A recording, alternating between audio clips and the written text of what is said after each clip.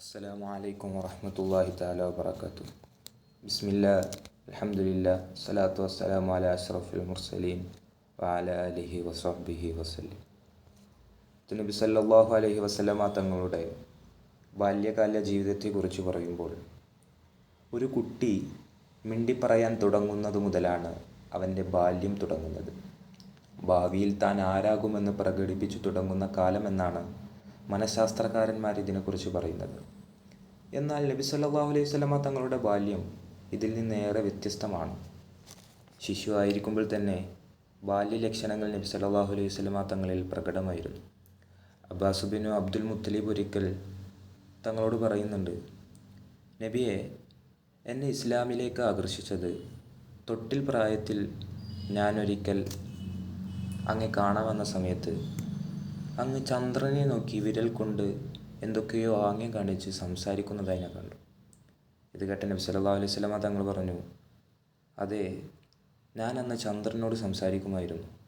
എൻ്റെ കരച്ചിൽ മാറ്റാനായി ചന്ദ്രൻ എൻ്റെ ശ്രദ്ധ തിരിക്കുമായിരുന്നു. ഒരു കുട്ടിയുടെ മുലക്കുടി പ്രായം തുടങ്ങുന്നത് ഖുർആൻ പറയുന്നത് 2 വയസ്സാണ്.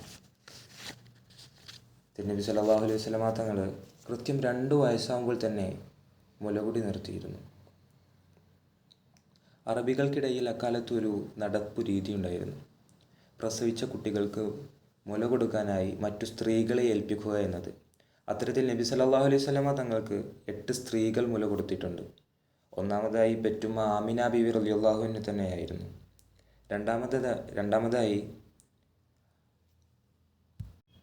ഒന്നാമതായി മുല നൽകിയത് പെറ്റുമ്മ ആമിന ബീവി റളിയല്ലാഹു അൻഹ തന്നെയായിരുന്നു. രണ്ടാമത് അബൂലഹബിൻ്റെ അടിമ സ്ത്രീയായിരുന്ന സുവൈബത്ത് എന്നവരായിരുന്നു. ബനു സാദ് ഗോത്രക്കാരിയായിരുന്നു മൂന്നാമത്തേത്.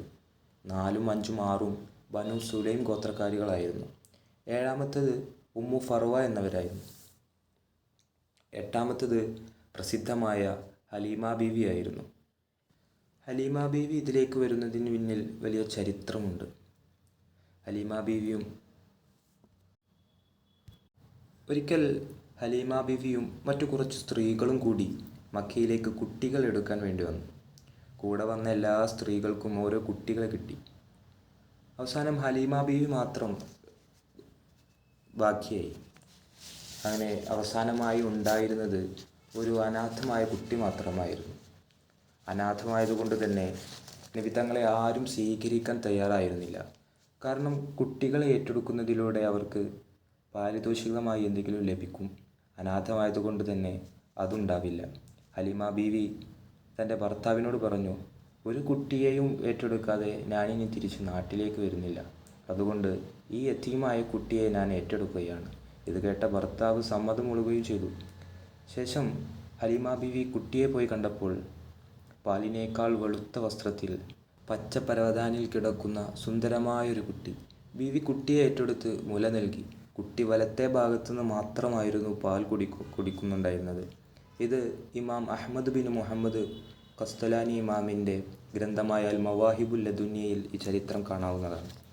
ഒരുപാട് കാലം നബിയെ താലോലിക്കാൻ ഭാഗ്യം ഹലീമ ബീവിക്കായിരുന്നു ലഭിച്ചത്. നബി സല്ലല്ലാഹു അലൈഹി വസല്ലമ തങ്ങൾ ജനിക്കും മുമ്പ് തന്നെ ഉപ്പ അബ്ദുള്ള മരണപ്പെട്ടിരുന്നു. ശേഷം ഉമ്മ ആമിന ബീവിയുടെ വീക്ഷണത്തിലായിരുന്നു ജീവിതം. 6ാം വയസ്സിൽ ഉമ്മ ആമിന ബീവി റളിയല്ലാഹു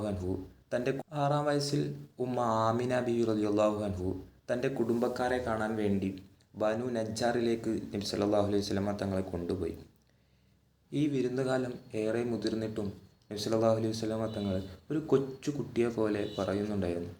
എൻ്റെ അമ്മാവൻ്റെ മക്കളുമായി ഈ മണൽക്കുന്നിൽ ഓടി കളിച്ചിരുന്നതും ഈ കുന്നിൽ വന്നിരിക്കുന്ന പക്ഷികളെ പറത്തി കളിച്ചതുമെല്ലാം നബി സല്ലല്ലാഹു അലൈഹി വസല്ലമ തങ്ങൾ ഓർത്തെടുക്കാറുണ്ടായിരുന്നു.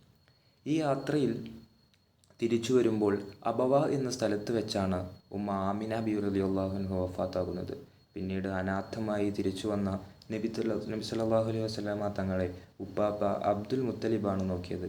വളരെ വാത്സല്യത്തോടെയായിരുന്നു ഉപ്പാപ്പ പേരമകനെ നോക്കിയത്. ആരെങ്കിലും കുട്ടിയെ വിഷമിച്ചാൽ പിതാമഹൻ്റെ മനസ്സും പിടക്കും. അങ്ങനെ തങ്ങളുടെ 8ാം വയസ്സിൽ അബ്ദുൽ മുത്തലിബ് രോഗിയായി.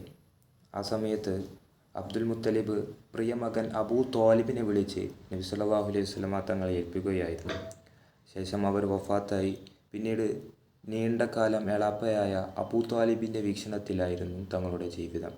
അബൂ ത്വാലിബ് വളരെ സ്നേഹത്തോടെയായിരുന്നു മുഴുവൻ സമയവും നബി സല്ലല്ലാഹു അലൈഹി വസല്ലമ തങ്ങളെ നോക്കിക്കണ്ടത്. അബൂ ത്വാലിബൊത്ത് കച്ചവട ആവശ്യം നബി സല്ലല്ലാഹു അലൈഹി വസല്ലമ തങ്ങൾ ഒരുപാട് യാത്രകൾ നടത്തിയിരുന്നു. ഇത്തരത്തിൽ കുട്ടിക്കാല ചിരി തമാശകളും അതിലേറെ പ്രയാസങ്ങളും നിറഞ്ഞതായിരുന്നു നബി സല്ലല്ലാഹു അലൈഹി വസല്ലമ തങ്ങളുടെ ബാല്യകാല ജീവിതം.